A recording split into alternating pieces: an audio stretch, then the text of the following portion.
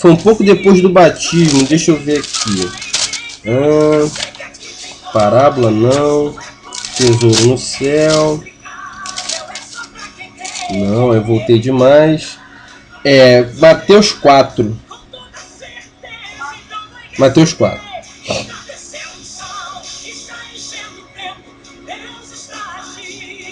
Amém. Leandro. Mateus 4, vou ler a partir do versículo 1. Então foi conduzido Jesus pelo Espírito ao deserto para ser tentado pelo diabo. E tendo jejuado 40 dias e 40 noites, depois teve fome. Glória a Deus. Só o primeiro e o segundo. O que acontece? Jesus estava num corpo carnal, porém sem pecado. Jesus foi concebido pelo Espírito Santo, portanto, santo, separado, sem pecado. Glória a Deus. Porém, a carne que Jesus possuía, a carne em que Jesus habitava, ela era propícia a se corromper. Ela era uma carne corruptível, tanto que ele sentia fome, tanto que ele dormia, tanto que ele foi capaz, a carne foi capaz de receber açoites de sangrar. Então era uma carne corruptível, não era um corpo de glória, era uma carne igual a minha e a sua, sujeito às tentações, sujeito às mesmas situações que nós estamos sujeitos. E assim também, não só no aspecto físico, mas no aspecto psicológico da carne, Jesus teve que ir passar pela prova, teve que ser tentado, teve que ser provado. O Espírito Santo conduziu ao Filho de Deus ao deserto para ser provado, para ser tentado. Glória a Deus. Se Deus conduziu ao seu próprio Filho, que é Deus, se o Espírito Santo, conduziu o seu próprio Filho ao deserto, como não nos conduzirá ao deserto para sermos provados? Quando Deus nos coloca no deserto para sermos provados, a intenção de Deus é nos aprovar. Deus não pode nos conceder algo, uma bênção, sem que nós sejamos aprovados. Fala aí o texto que você falou pra gente abrir. Deuteronômio 8. Deixa eu ler aqui. Glória a Deus. 8, 2 e 3. Você vai ler? Então vou ler. E te lembrarás de todo o caminho pelo qual o Senhor teu Deus te guiou no deserto estes 40 anos, para te humilhar, glória a Deus, e te tentar, para saber o que estava no teu coração, se guardarias os seus mandamentos, glória a Deus, ou não. Louvado seja o nome do Senhor. E te humilhou, glória a Deus, aleluia. E te deixou ter fome, e te sustentou com o maná, que tu não conheceste, nem teus pais o conheceram, para te dar a entender que homem não viverá só de pão, mas que de tudo o que sai da boca do Senhor viverá o homem. Glória a Deus, aleluia. Louvado seja o nome do Senhor. Você quer comentar alguma coisa a respeito desses versículos? Pode ficar à vontade. Glória a Deus. Louvado seja o nome do Senhor. Isso aqui resume aquilo que o Senhor tem falado, sabe? Aquilo que o Senhor falou no meu coração. É aquilo que o Senhor está falando conosco hoje. Glória a Deus, porque esses dois versículos, eles resumem toda a pregação, todo o estudo. Porque, glória a Deus, porque assim é na nossa vida hoje em dia. O Senhor nos permite ter fome.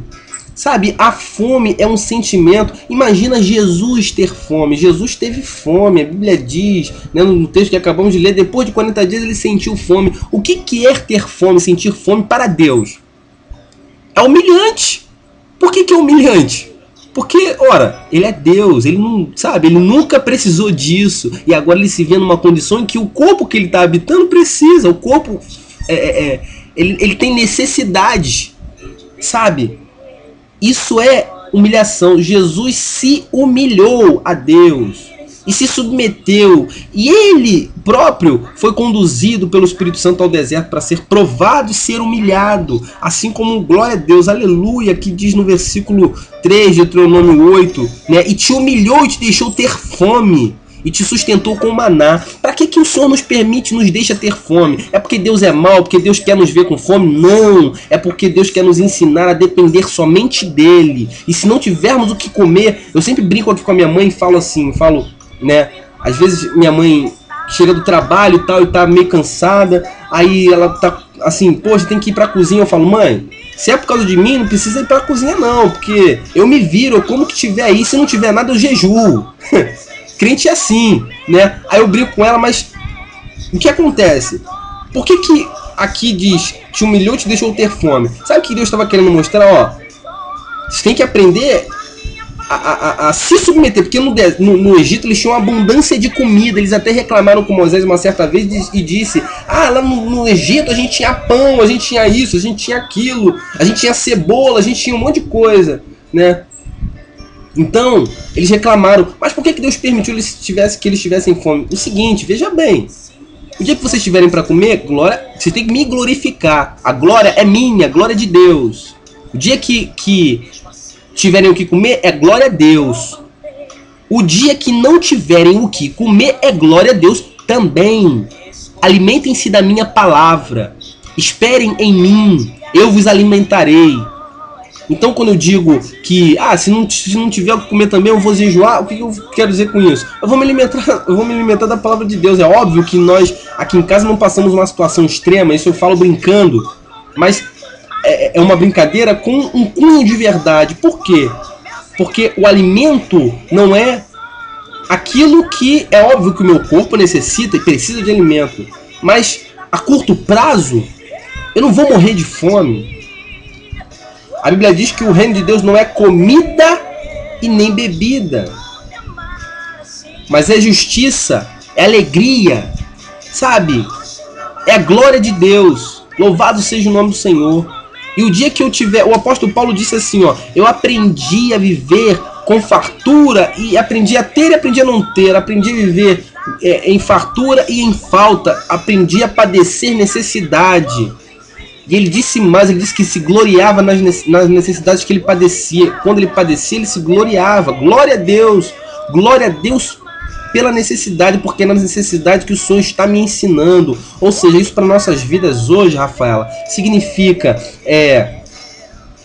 Vamos mudar o foco. A gente está falando de alimento, mas esse alimento aqui, veja bem, o alimento significa uma das necessidades básicas do ser humano. Porém, o Espírito Santo me conduz nesta noite a me voltar para outras necessidades básicas e outras não tão básicas, não tão primitivas quanto a fome, né? Quanto a necessidade de se alimentar.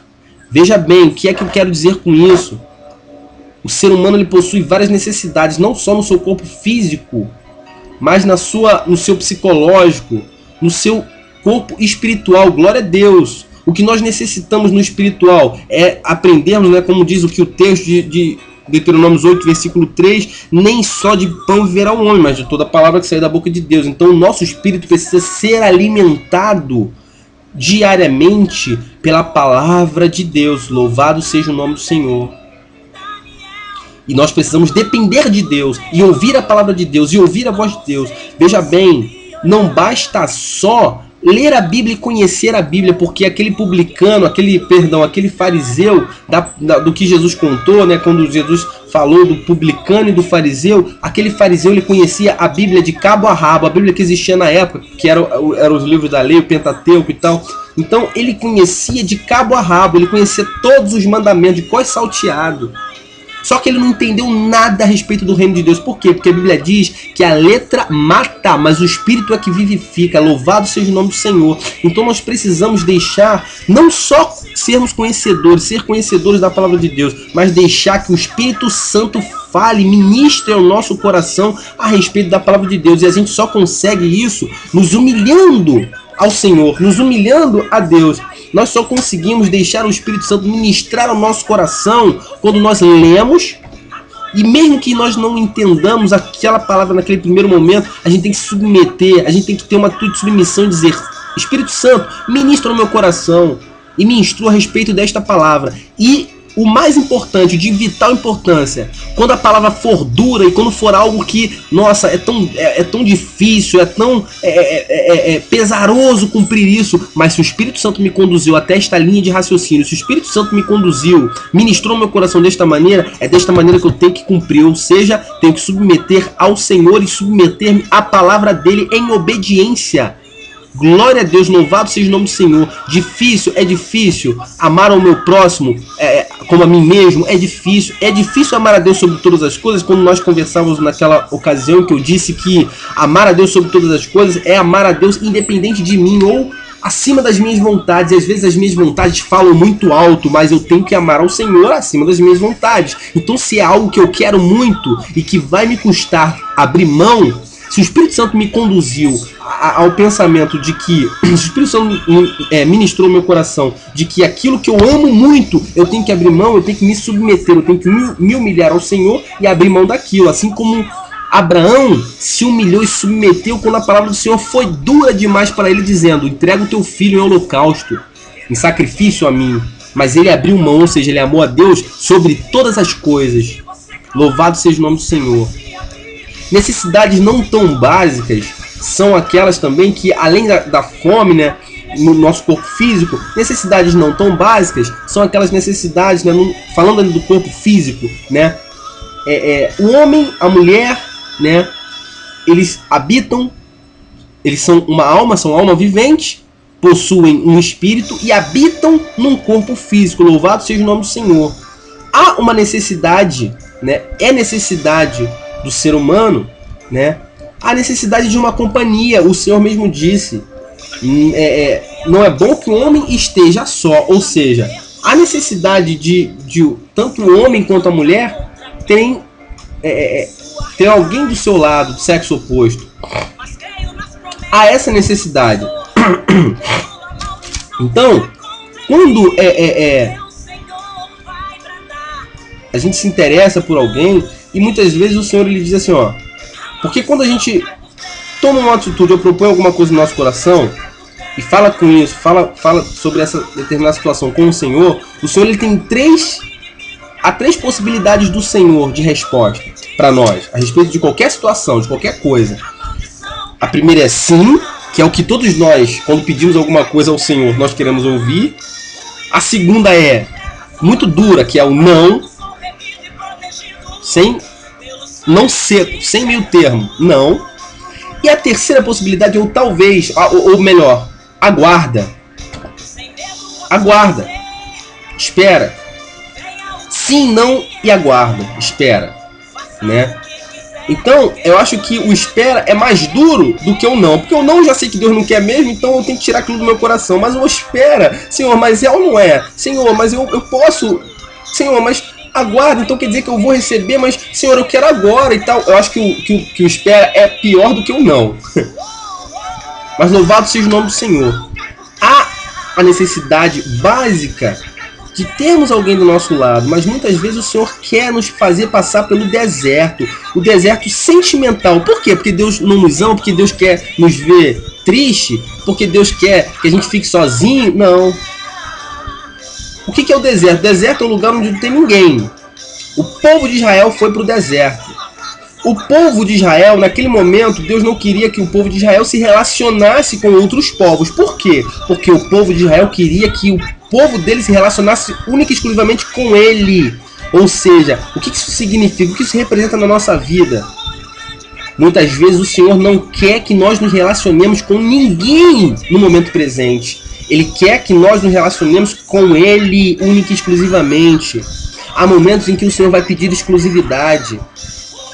Por que Deus não fez ao mesmo tempo Adão e Eva? Porque Deus queria se relacionar primeiro um pouquinho sozinho com Adão, até que Deus viu a necessidade de Adão possuir Eva, de Adão se relacionar com Eva, e Deus concedeu, e Deus, né, permitiu que Adão se relacionasse com outra pessoa além de Deus, além dele próprio, né? Então, muitas vezes, né, Deus diz assim para nós, pra gente: aguarda. Por que aguarda? Mas esse aguarda, Você não tem que perguntar por quê. Por quê?